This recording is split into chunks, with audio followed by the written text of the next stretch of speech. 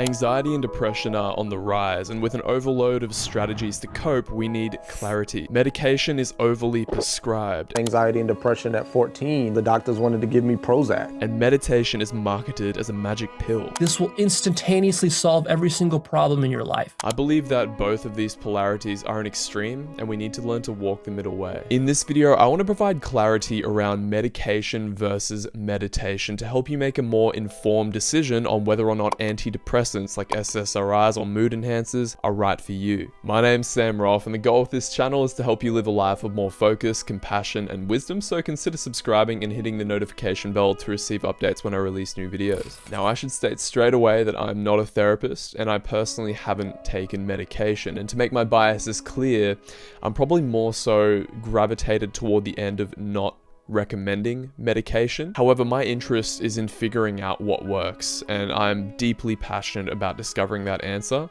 for optimizing mental health. My hope with this video is to provide you two angles to the coin to help you make a more informed decision on whether or not you should continue or try meditation, or if you want to make that next leap to trying medication if you're really struggling. So with that in mind, if you're serious about optimizing mental health, or you just want to understand more holistically how meditation and medication can work together, I would encourage you to watch to the end of this video to make a more informed decision. But with that out of the way, we're going to break this video down into three parts. Number one, a case for meditation. Number two, a case for medication.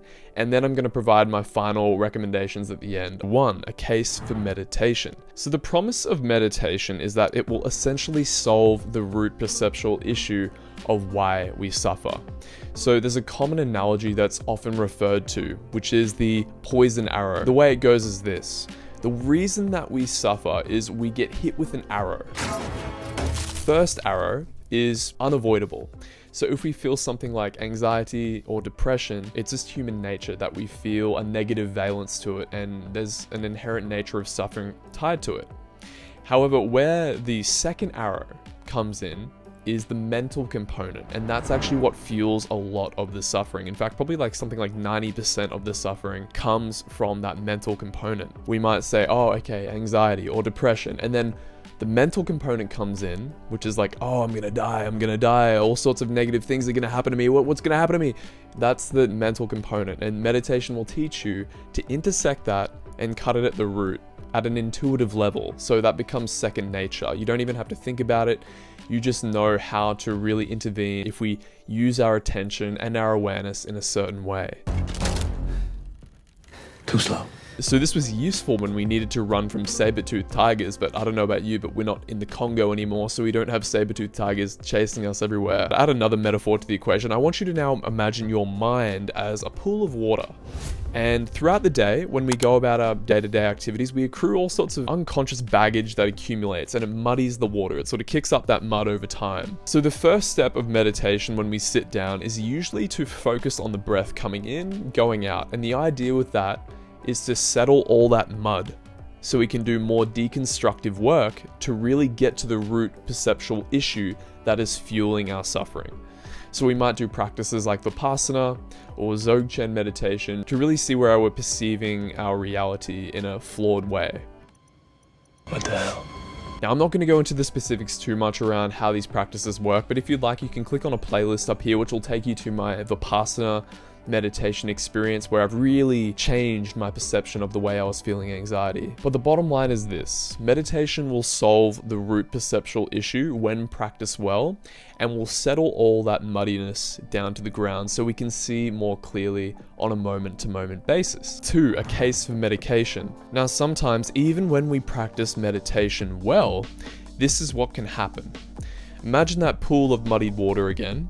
And even when we are sitting for meditation and we're focusing on the breath coming in, going out, that muddiness is not settling. So we've been trying maybe for years, months, years, and we still can't really come to a place where we're getting to a level where the mind is still enough to do that more deconstructive work. And if emotion in our day-to-day life is unbearable, like to the point where we're really struggling to function moment to moment, then that's where medication can play a big role. Especially, man, if you're feeling suicidal, like medication beats the living shit out of doing anything stupid like committing suicide.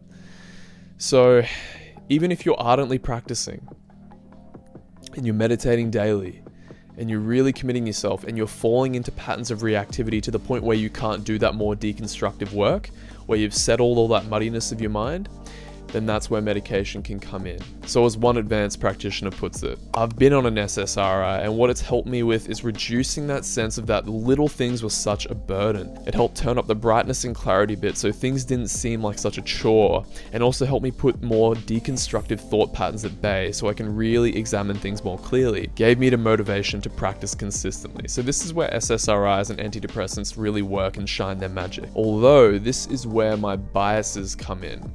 And I think Daniel Ingram puts it quite well here. He says that, I have concluded that with very rare and fleeting expectations, 95% of the sensations that make up our experience are really no problem at all, even in the difficult stages, but seeing this clearly is not always easy. With all that in mind, I would highly recommend that if you do try the medication route, that you basically couple it with meditation.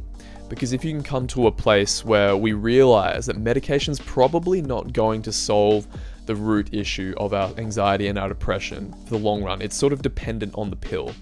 And there might be some circumstances where this is not the case, but if we can practice meditation while on medication, where we can settle the mind down enough that we can really tackle the root perceptual issue, that would be the goal. So let's now wrap up with my recommendations with all this in mind, but also if you're finding value, make sure to leave a like, as this helps the algorithm push this content to more people and also helps me as well. So win-win. 3, here's my sort of hierarchy of recommendations when dealing with anxiety and depression when considering meditation and medication. So the first thing is fix the things that you can fix. So look, if you're literally sitting at home with Cheeto dust on your chest and you're wondering why you're depressed by not doing anything, that's probably a good reason to fix your bad habits. Sleep. 8 hours of sleep every night. Make sure you're eating well. Relationships. Do you have good friendships? Are you giving service back to the world? These are the sorts of things that can really go a really long way. Really, Sam? Really? Recommendation number 2 is meditation. Again, meditation can solve the root perceptual issue when we practice consistently and we practice well. All it takes is 20 minutes every day. Or if you can't even do 20 minutes, do 5 minutes or 3 minutes. The most important thing is consistency. So if you do struggle with consistency, make sure to check out my video at the top here on developing the habit of meditation. It'll give you a couple tips that are really helpful that actually work. But find a meditation that works well for you. I've found in my experience, particularly with anxiety, one of the best meditations you can do is metta, or loving kindness or friendliness meditation, where you wish yourself goodwill. And the idea of that is to calm down that muddiness and develop a healthier relationship to that anxiety and fear. Because usually we push it away and we don't want to feel it. But when you can come to accept it and feel friendliness toward it, that goes a really long way. And even for you macho dudes out there, trust me. There's plenty of apps that facilitate for this, so I would recommend Headspace or Waking Up, for example. 3, my third recommendation would be to focus on counseling and psychotherapy. Before making that leap to medication, see a therapist or a counselor and see if you can deal with the content. And the 4th recommendation would be to jump on that medication. Like if you're really struggling, you've sought therapy, you've sought external opinions, and you're practicing meditation, you've been practicing it and really giving it a good effort, like for over a couple months at least, or even upwards toward a year, and you're still finding difficulties functioning in day-to-day life, then you should really consider medication. But when you jump on the medication, make sure that you've tested yourself here. Like that Daniel Ingram quote, most of the sensations that you were dealing with, when you really look at it at its fundamental level, are just sensations, and you can work with them. And that will actually take you a lot further. Ken Wilber has a really good recommendation for this. It's clean up, wake up, grow up. So if we clean up, so we do all of our psychological work while waking up, so meditation, and then growing up, so doing things like inclining our mind toward doing things of service, taking on adult responsibility and bearing the responsibility. So with that in mind, you can even couple meditation and counseling, for example, and that's a really powerful combination. But this is just the order that I would recommend doing it. But there's a lot of overlap here as well. Just some final advice on making a decision. Different people are going to have different opinions. So if you seek advice, say you seek advice from a counselor, or maybe more particularly a psychiatrist, they're probably going to recommend medication straight up off the bat, right? Because that's the system that they've been indoctrinated into.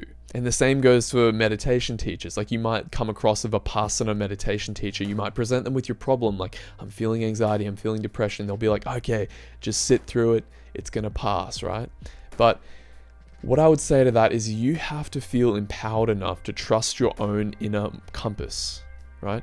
You have to start making decisions for yourself while you're still being receptive to external opinions, but what feels right for you. Try and cultivate that confidence that you know your body and your mind better than anyone else, and you have the power to make an informed decision. Even if it's from like a really respected Vipassana teacher or a really respected psychiatrist, they're indoctrinated into their ways of thinking and they'll tell you what they've been brought up with, and that necessarily might not always be the answer. But with that in mind, if you were to seek sort of advice from a counselor or someone to help guide you on your journey, I would recommend that you find someone who has experience in both fronts. Someone with, say, experience in psychology as well as with meditation at the same time. They will probably be able to offer you the best insights. And leave a comment or get in contact with me on this video some way, and I can make some recommendations on some people that I have become immersed with on who can offer probably really good sound advice here. Although it may be difficult to see it at this point, but honestly, the fact that you might be going through difficulties in your practice is actually a gateway to a lot of self-inquiry that will take you to a far greater place than you were before, even if you didn't suffer. Although that's hard to see now and it may be very cloudy, just keep that in the back of your mind and realize that you have the potential and the capacity to deal with this. Thanks so much for watching. Go be a hero, and I'll see you in the next video, guys. Adios.